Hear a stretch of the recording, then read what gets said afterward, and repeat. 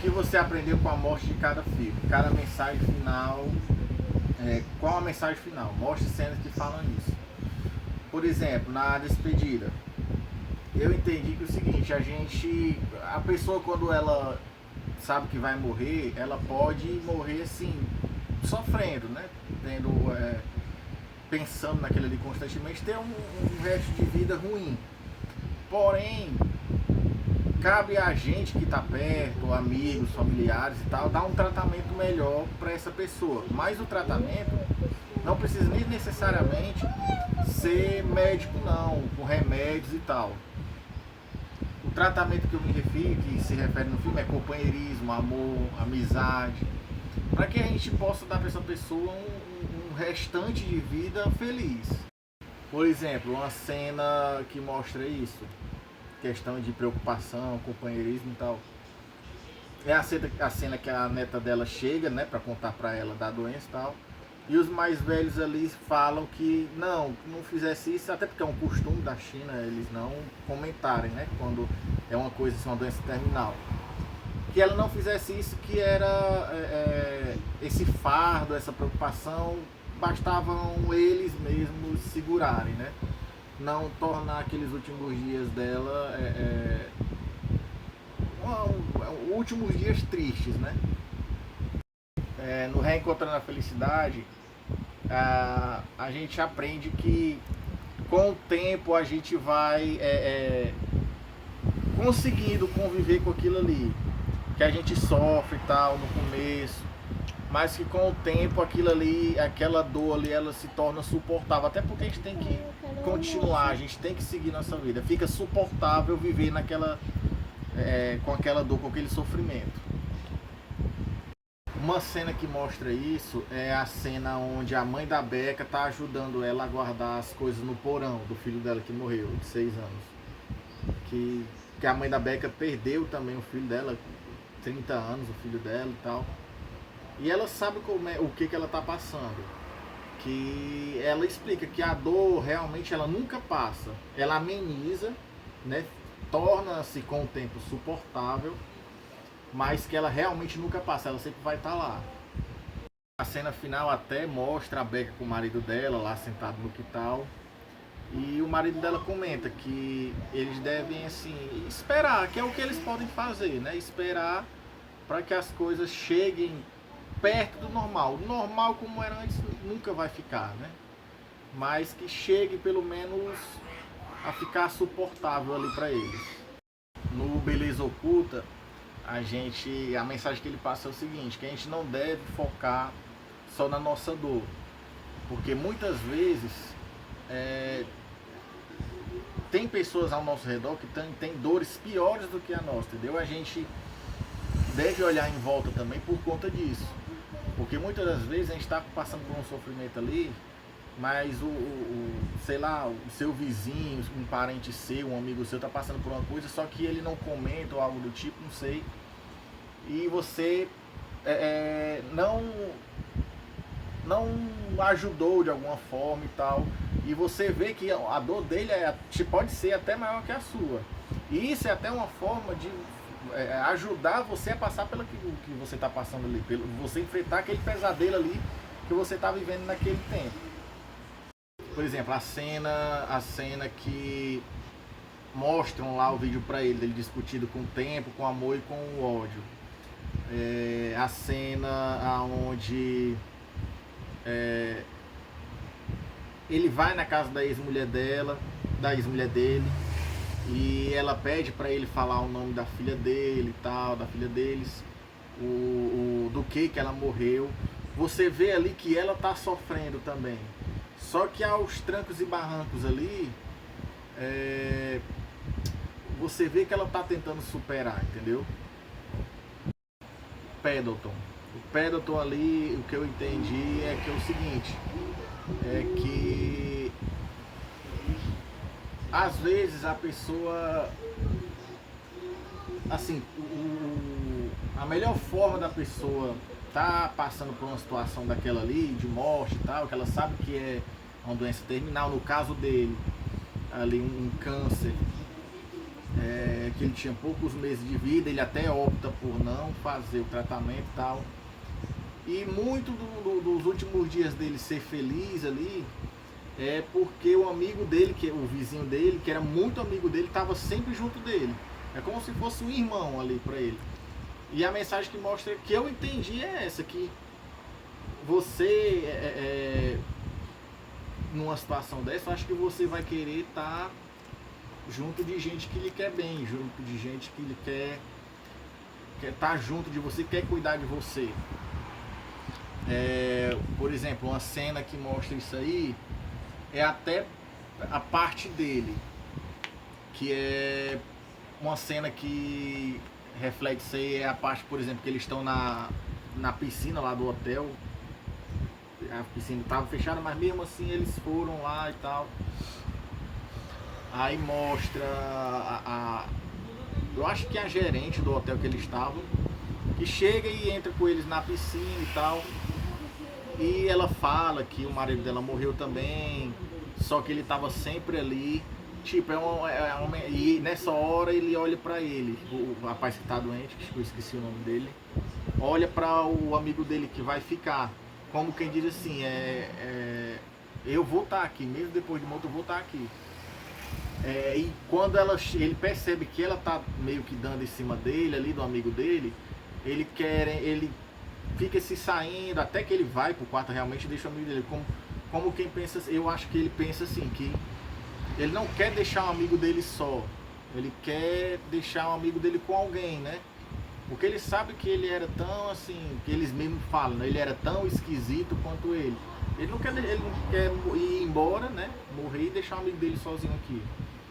Uma cena também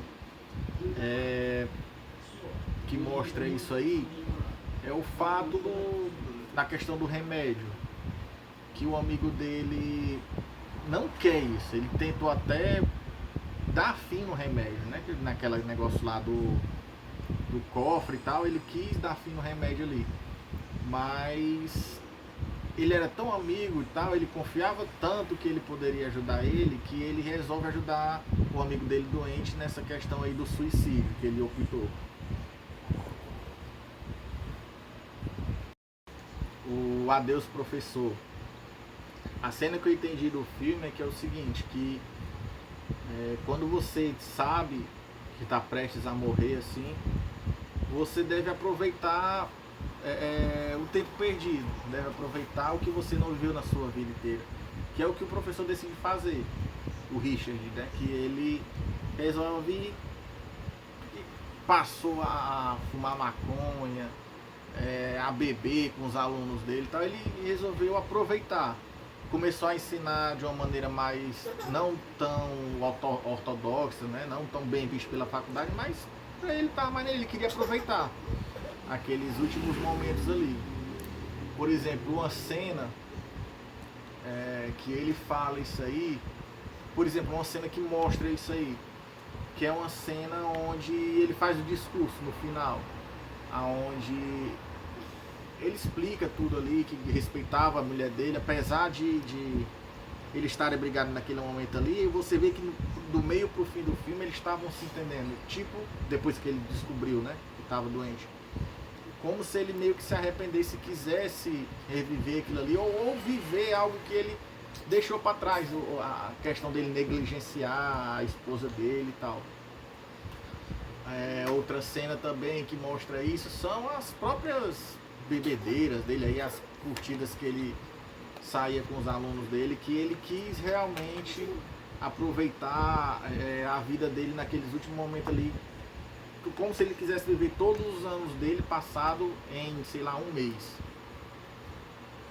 No Glee, a gente vê ali que mesmo aquelas pessoas que estão ali, que nos ajudam, nos apoiam e tal, nos incentivam, mesmo essas pessoas que são assim, que pensam assim, não, eu tenho que ser forte, tal, não sei o que, elas têm o direito de passar pela dor do luto, né? Tem o sofrimento dela ali.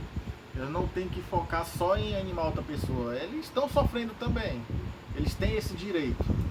Uma cena que mostra isso aí é a cena que mostra o professor chorando pela primeira vez depois da morte do Finn. que ele tá agarrado com o casaco que ele roubou, né? Que ele pegou escondido, né? É uma cena que mostra bem isso aí. É o Sob Pressão. Aqui a gente vê que a gente aprende o seguinte, que mesmo com a dor, com o sofrimento ali e tal, da perda do ente querido ali, a gente tem que respeitar a vontade dele. Até para que, pelo seguinte, pela escolha dele de ser doador, ele vai dar a chance de outras pessoas terem uma segunda chance de viver, entendeu? E isso é muito importante, a gente tem que respeitar esse fato. Eu sei que tem muita gente que considera isso até uma violação do corpo da pessoa ali e tal, mas pra mim eu acho que todo mundo deveria ser. A gente vê, por exemplo, isso aí na conversa que a médica tem com a mãe dele na capela, né? Aonde a médica chega para entregar a carteira para a mãe dele, do rapaz, e a mãe dele vê o cartão de doador de órgãos. E a mãe dele ali com aquele sofrimento e tal, argumenta com a médica, não, mas eu não posso desistir dele, eu prometi isso para ele. E a médica fala, não, você não desistiu dele, você fez tudo o que podia. Só que do jeito que tá, não tem mais solução, já estava tendo falência dos órgãos e tal. E ali a gente vê que o que a médica estava querendo dizer é o seguinte, que a maior prova de amor ali que ela poderia dar pro filho dela naquele momento era não deixar que os órgãos deles, assim, morressem, né? Fizesse isso por ele, porque era a vontade dele. O The Good Doctor, a gente vê ali o seguinte, que a gente não pode tomar para si o sentimento de culpa da morte de um ente querido, um esposo, um filho, uma esposa. A gente tem, assim, a gente vai pensar, é normal você sentir um pouco de culpa ali e tal, porque você fica pensando, meu Deus, onde foi que eu errei, o que eu deixei de fazer e tal, por que eu não dei mais atenção, porque eu não cuidei e tal. Isso é normal, você pode até sentir isso aí, mas você não pode tomar totalmente isso pra si, porque assim, o que você tem que botar na cabeça é o contrário, que você fez o melhor o tempo todo. Ninguém vai querer que um ente querido morra. Então, você deve tirar esse sentimento de culpa da cabeça totalmente. A cena que mostra isso aí é a cena lá onde a gente vê a mãe da menina que morreu do acidente se culpando ali e tal pela morte da filha, e a do pai se culpando, o pai da receptora no caso, se culpando por ela ter atirado na própria cara e ter acontecido isso aí. Aí no extra pede pra gente falar com alguém que já morreu, que a gente não tem mais oportunidade de falar agora, justamente porque morreu, né? Recentemente eu perdi a minha avó pra Covid, e é alguém que, assim, na minha infância eu vivi muito lá, quase, sei lá, a cada 3 finais, um final de semana sim, outro não, do mês eu tava lá. E depois de mais velho, por conta das responsabilidades, por conta do próprio crescimento mesmo, tá, maturidade, a gente acabou meio que deixando de lado. E é algo que eu tivesse a oportunidade, eu falaria pra ela hoje, que assim, vó, se eu pudesse voltar no tempo, eu teria ido mais vezes aí, teria ido visitar a senhora mais vezes, não teria me afastado tanto, teria levado mais vezes os seus bisnetos para ir para a senhora passar mais tempo, e é algo que eu me arrependo, mas eu tenho certeza que onde a senhora está bem. E a outra seria também da doação. A doação eu não sou doador, eu acredito que eu não possa, até porque eu tenho tatuagem, eu não posso fazer doação, por exemplo, de sangue, eu não posso fazer. Eu já fui atrás e eles não permitiram. Eu poderia botar no Instagram que era doador só para poder gravar esse vídeo e mandar o print, mas eu não vou fazer isso porque realmente eu não vou mentir. E é isso.